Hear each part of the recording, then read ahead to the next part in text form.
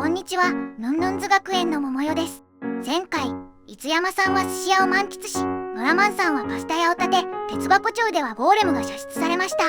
今回はどんな風に村が発展していくでしょうか。早速見ていきましょう。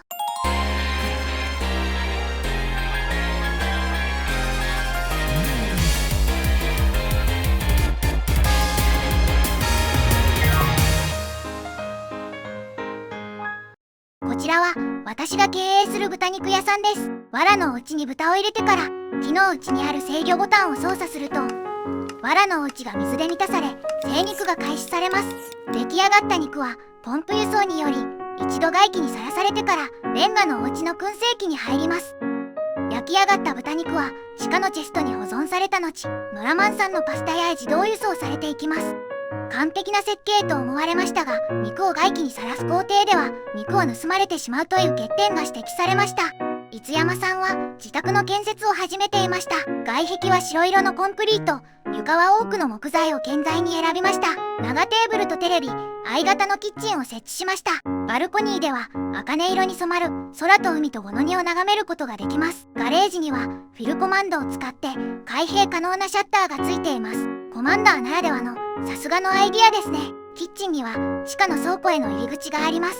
肉や肉離れで生産された焼き豚がトロッコにより自動で輸送されてきます。またリビングのゴミ箱にアイテムを入れると地下の水路を通り勢いよく海へ投棄される仕組みとなっています。玄関にはエメラルドの入った壺を飾っていましたが、ノラマンさんに盗まれてしまいました。海へ逃げるノラマンさんと追いかける逸山さん、逃げきれないことを悟り自らアスカバンへ出頭を試みますが、ここは刑務所ではなく肉屋です。出頭を諦め盗んだお金を手放して逃げますが成敗されてしまいました。そんなこんなで無事自宅が完成した逸山さん、お祝いに3人でホームパーティーを開きました。ヌンヌンズ学園。次はノラマンさんのフレンチレストランを見ていきましょう。建てる場所ですが、村の中心部は思想強めの特別展示があったり、著しく景観を損ねるオブジェがあったり、騒音の苦情が相次ぐ懲罰号があったりと、おしゃれなフレンチレストランを建てるにはふさわしくないと判断し、村の外れの静かな土地を選びました。床には白樺の木材を、外壁には滑らかなクォーツを使いました。椅子とテーブルを配置して内装が出来上がりました。厨房には地下の食料庫への入り口があります。店の近くの海で吸い込みポンプ式漁法で捕らえた魚が自動で輸送される仕組みになっています。海から直接運ばれた鮭を使ったサーモンムニエルはこの店の人気メニューです。店の向かいにはノラマンさん自身のお家を建てます。建築の途中火を放ち妨害行為をした逸山さんは懲罰棒に入れられ花床の刑に処されました。クォーツで間取りを決めて白樺の木材で床を張り、深層岩タイルの屋根を敷き詰め外装が完成しました。店と同じブロックを建材として使用することで街並みとしての統一感が出ていますね。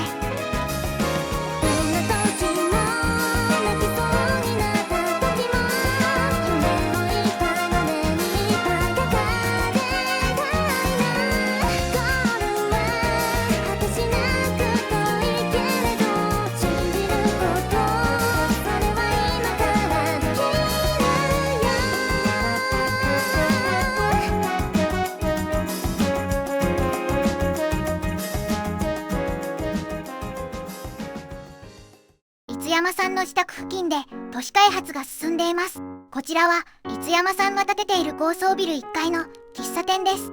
道路に面した開放的なテラス席も用意します。店内には植物の装飾を配置してカウンターを整備して喫茶店の内装が完成しました。アルバイトとしてノラマンさんとオーデンさんが雇われました。2人の接客の様子を見てみましょう。元気よく挨拶することは接客業の基本です。食事の際に汚い音を立てるなど周りのお客様に迷惑がかかる行為にはしっかり注意をしましょう。不審な挙動を繰り返す人にもしっかり注意をしましょう。お会計が済みお客様がお帰りの際にも大きな声で挨拶をしましょう。またビルにはボタン一つで次の階に移動できるコマンドエレベーターが設置されています。ビルの5階には私の勤務先の株式会社桃代ポンプが入っています。廊下右手のこちらの部屋では会議やポンプの設計を行っています。向かいの部屋では新しく開発中のポンプの試験を行っています。ここで桃代ポンプが使われている村の施設の例を見てみましょう。まずは肉や肉離れの地下の精肉施設です。コマンドを押すだけで肉が加工され、町会の冷蔵倉庫へと自動運搬されます。次はゴレイム組の事務所からこの2のクリア報酬保管庫へのエメラルドの輸送ポンプです。水中を伸びるガラスの配管は昆布で覆うことで地上から目立たないようにしています。他にも桃代の豚肉屋や五山さんの自宅のゴミ箱、ノラマンさんのフレンチレストランなど村のあらゆるところで桃代ポンプが活躍しています。ヌンヌンズ学園。ある日、ノラマンさんのフレンチレストランでサーモンムニエルを食べたところ食中毒にかかってしまいました。鉄箱町の寿司満弦でサーモンを食べた五山さんも食中毒にかかってしまいました。仕事の休憩中、ビルの屋上から街の景色を眺めていると海の色が終わっているのを発見しました。近くに見に行くと大量の魚が浮かんでいました。深刻な海洋汚染が起き、海産物の食中毒事件につながったと考えられます。この問題を解決すべく海洋汚染の原因を調査することにしました。五山さんの家から不法投棄されたゴミを中心に海の色が変わっています。ゴミを投棄している張本人の五山さんは懲罰号に入れられました。ゴミを投棄する設備を作った桃代ポンプも懲罰号に入れられました。改善策として海に投棄されたゴミは海底に追加設置した吸い込みポンプで回収を行い、五山さんの家の地下へ自動輸送されるようにしました。しかし海の色が戻ることはなく、むしろ悪化しているように見えました。海洋環境の悪化は巡り巡って地上の環境にも影響を与え始めていました。ノラマンさんのフレンチレストランではドブネズミが異常発生しました。ボロボロになりながらなんとか店の外へ脱出し、ドブネズミが登ってこれない高さに避難します。上からマグマを流すことでまとめて退治することができました。猫の間では謎の病気が流行り始めました。猫を捕獲し駆除すると体内からスライムが出てきました。スライムウイルスです。感染した猫は急増し、街の至るところで見られるようになりました。野放しにしておけないほどスライムウイルスに感染した猫が増えてしまったため、大規模な駆除が必要になりました。害獣駆除業を営む五山さんがコマンドで駆除を行いますが、倒せば倒すほどスライムは分裂し増えていきました。鉄箱町でもスライムウイルスは蔓延し、スライムが発生していました。ゴレイム組組長のゴレイムさんは非常ボタンを押し、和解衆に招集をかけます。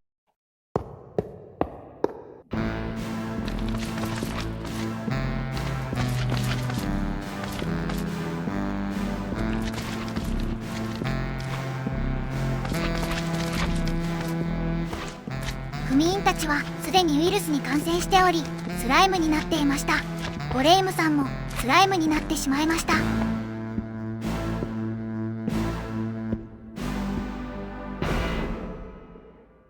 そしてついにノラマンさんも五山さんもスライムになってしまいました。私もスライムになりました。争いや小競り合いの絶えないヌンヌンズ学園サーバーでしたが、皆がスライムになることでサーバー誕生以来初めて世界は一つになりました。さて今回は桃代の豚肉やノラマンさんのフレンチレストラン、五山さんの新居、そして高層ビルの進捗について見ていきました。これからどんな風に村が発展していくか楽しみですね。それではまた次回にお会いしましょう。ご清聴ありがとうございました。